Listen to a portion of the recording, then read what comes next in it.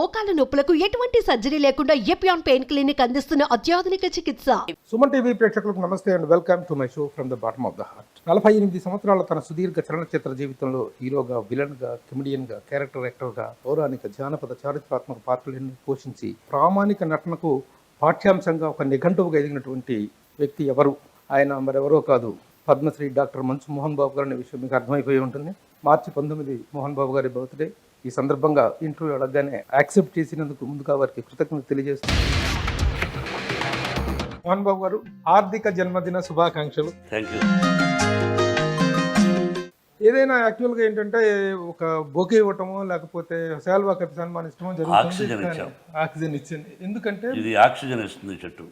ఈ స్కూల్లో మీ కాంపౌండ్ మొత్తం మీద మీరు పర్యావరణానికి ఇస్తున్నటువంటి విలువ, మొక్కల పెంపకానికి మీరు ఇస్తున్న విలువ గమనించిన తర్వాత ఇది ఇవ్వటం అనేటువంటి చాలా సంతోషం.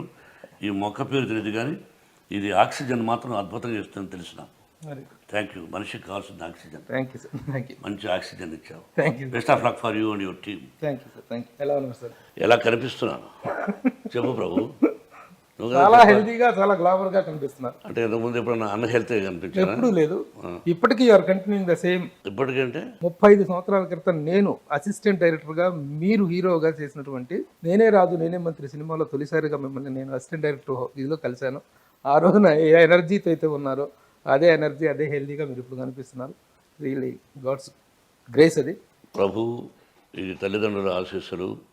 ముఖ్యంగా మన ఆరోగ్యం ఉంటే నిష్కల్మషంగా మనసులో ఏదీ దాచుకోకుండా ఓపెన్గా మాట్లాడుతున్నంత కాలం ఆరోగ్యంగా ఉంటుంది. చిన్న చిన్న తలనొప్పులు రావచ్చు, జ్వరాలు రావచ్చు, ఇంకో కాలు నొప్పి రావచ్చు, ఇంకోటి రావచ్చు. కానీ ఆరోగ్యంగా ఉండాలంటే మనసులో ఏమీ దాచుకోకుండా ఉన్నట్టు మాట్లాడాలి. కల్లా కపటం లేని తనమే మీ ఆరోగ్య రహస్యం అనుకోవచ్చు. అంతే. మార్చి 19 మీ బర్త్డే అనేటువంటిది ఎప్పుడు కూడా మీ శ్రీ విద్యా నికేతన్ స్కూల్లో నేను నిర్వహిస్తుంటారు. ఎన్ని సంవత్సరాలుగా చూస్తున్నా కూడా మీ బర్త్డే వేరే చోట జరగడం అనేది ఇంతవరకు నేను చూడలేదు. పర్టికులర్ రీజన్ ఏంటంటే, ప్రభు, పుట్టినరోజు జరుపుకోవాలనే కోరిక, ఆశ లేదు నాకు. నేను నటుడైన తర్వాత 1975 నవంబర్ 22 స్వర్గనరకం. 76 గవకని ఎవరో నీ పుట్టినరోజు ఎప్పుడే అన్నారు. నా పుట్టినరోజు అని గుర్తులేదే అని నాన్నగారిని అడిగాను. మార్చి 19 అన్నారు. సంవత్సరం ఇప్పుడు అక్కర్లేదనుకో, ఏ సంవత్సరం అయితే ఉంది, ఎవరు ఓహోకో వాళ్ళు అనుకొని సరే అందరూ సెలబ్రేట్ చేసుకుందాం అనుకుంటే ఫస్ట్ విజిపి గార్డెన్లో సెలబ్రేట్ చేసుకున్నా 1976. 6 నెలల తర్వాత. సరే అలా ప్రారంభమై కొద్ది దూరకు అర్థమైంది, సక్సెస్ ఉంటే ఒక విధంగా ఉంటారు నిర్మాతలు కానీ, చుట్టుపక్కల ఉండేవాళ్ళు కానీ, ఆ బిహేవియర్లు అవి అంటూ ఉంటాయి. ఎందుకు బర్త్డే చేసుకోవాలి, ఎందుకు వీళ్ళందరినీ పిలవాలి, వాట్ ఫర్, ఎందుకు ఈ పబ్లిసిటీ అని అర్థమయ్యి శ్రీ విద్యానికేతన్ ఇంటర్నేషనల్ స్కూల్ పెట్టిన తర్వాత అరమరికలు లేని పిల్లలు, కల్మషం లేని పిల్లల మధ్య సంవత్సరానికి ఒకసారి యాన్యువల్ డే చేయాలి. సరే, ఆ యాన్యువల్ డే మార్చి 19 పెట్టుకుని ఆ రోజున పిల్లల మధ్య చేస్తూ ప్రారంభించాను. 93 నుంచి ఇంటర్నేషనల్ స్కూల్తో ప్రారంభమైనటువంటి ట్రస్టు ఈ రోజున మోహన్ బాబు యూనివర్సిటీ, అంటే మోహన్ బాబు విశ్వవిద్యాలయం. తెలుగులో నన్ను కులపతి అంటారు, ఇంగ్లీష్లో ఛాన్సలర్ అంటారు, మీ అందరికీ తెలిసిందే. ఎక్కడో ఉపాధ్యాయ వృత్తిలో ఉన్నవాడిని ఆ తర్వాత అప్రాంటిస్గా, అసిస్టెంట్ డైరెక్టర్గా పనిచేసి నటుడిగా ప్రారంభించి ఈ రోజున ఇవన్నీ వచ్చాయంటే కేవలం నా తల్లిదండ్రుల ఆశీస్సులు, భగవంతుని ఆశీస్సులు, నన్ను ఆదరించిన ప్రేక్షకుల ఆశీస్సులు. మీ నట జీవితాన్ని కనుక, ఇన్ని సంవత్సరాల నట జీవితాన్ని చూసుకున్నట్టు ఎన్నెన్నో ఒడిదుడుకులు, ఎన్నెన్నో కష్ట సుఖాలు, రకరకాలైనటువంటి ఎత్తుపల్లాలు కనిపిస్తుంటాయి. భయంకరమైనటువంటి కనిపిస్తూ ఉంటాయి. అయితే ఈ స్థాయికి చేరుకోవటం కనుక ఎవరికైనా 3 విషయాలు కలిసి రావడం. ఒకటి టాలెంట్, ప్రతిభ. రెండవది హార్డ్ వర్క్, కష్టపడి పనిచేయటం. మూడోది అదృష్టం. ఈ మూడింటిలో ఏది కలిసి రావటం వల్ల మోహన్ బాబు ఈ స్థాయిలో ఉన్నారు అంటే ఏం చెప్తారు మీరు? ఫస్ట్ది హార్డ్ వర్కే. హార్డ్ వర్క్తో పాటు భగవంతుని ఆశీస్సులు ఉండబట్టి ఇంత ప్రయాణం సాగించగలిగాం. కష్టాలంటావా, పగవాడికి కూడా, నాకు పగవాళ్ళు లేరనుకుంటాను, పగవాడికి కూడా నా కష్టాలు రాకూడదు, వద్దు. నా కష్టాలు నాతోనే పోని, నా పిల్లలకు కూడా ఉండకూడదు. నేను చేసే మంచి పనులు ఆ ఆశీస్సులు నా బిడ్డలకు ఉండనే. ముందుగా నటుడుగా తీసుకున్నట్లయితే ఏ నటుడి కెరీర్లోనూ లేనటువంటి మలుపులు ట్విస్టులు మీ జీవితంలో కనిపిస్తాయి. మనకు మహానటులు ఎంతోమంది ఉన్నారు, రామారావు గారు, నాగేశ్వరరావు గారు, ఇంకా ఎంతోమంది మహానుభావులు ఉన్నారు నో డౌట్. అయితే ఎవరి జీవితంలోని ట్విస్టులు మీ జీవితంలో మాత్రం కనిపిస్తుంటాయి. ఎలాగంటే హీరోగా ఎంటర్ అయ్యారు, విలన్గా మారారు, తర్వాత దాదాపు చాలా కాలం మీరు మళ్ళీ మేకప్ వేసుకోలేదు అనుకుంటారు స్వర్గ నరకం తర్వాత. గ్యాప్ చిన్న చిన్న పాత్రలే వేశారు తప్ప గ్యాప్ వచ్చింది మీకు. ఇప్పుడు చిన్న చిన్న పాత్రలు అంటే బయట ఎక్కడి నుంచి తెచ్చేదమ్మా? చేయలేదు.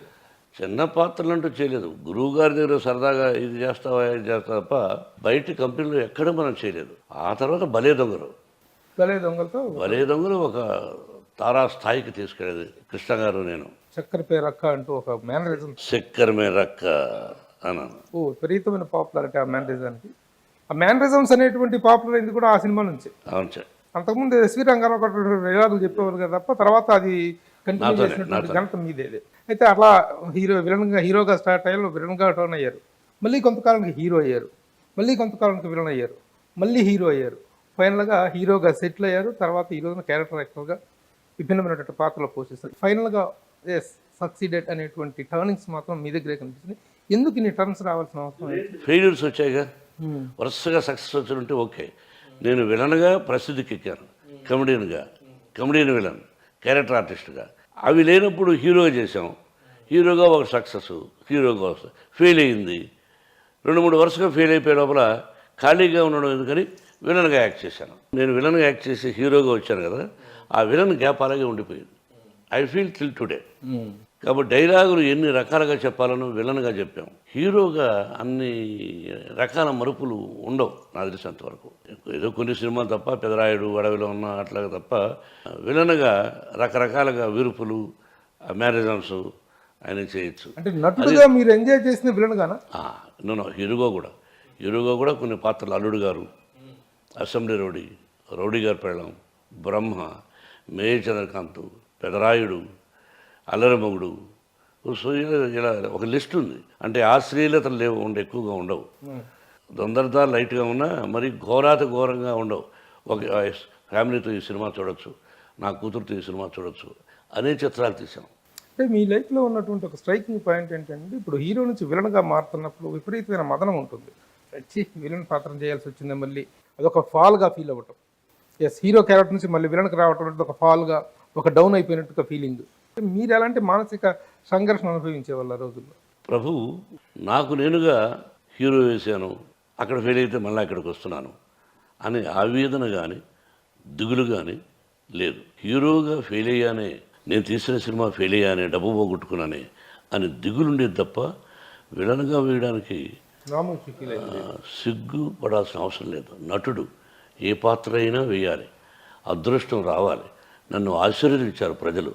అదే మహానటుడు అన్నయ్య అన్నాడు, ఏమది బ్రదరు జాతకం మాకు అర్థం కావడం లేదు. అటు విలన్ అంటారు, అటు హీరో అంటారు. మన ఆంధ్ర ప్రేక్షకులు వారిని విలన్గాను, హీరోగాను అన్ని రకాల పాత్రలు వారికి ఆశీర్విస్తూ అందజేశారు అని ఆశ్చర్యపోతుంటాడు. అన్నయ్య నాగేశ్వర కూడా చెప్పిన సందర్భాల్లో.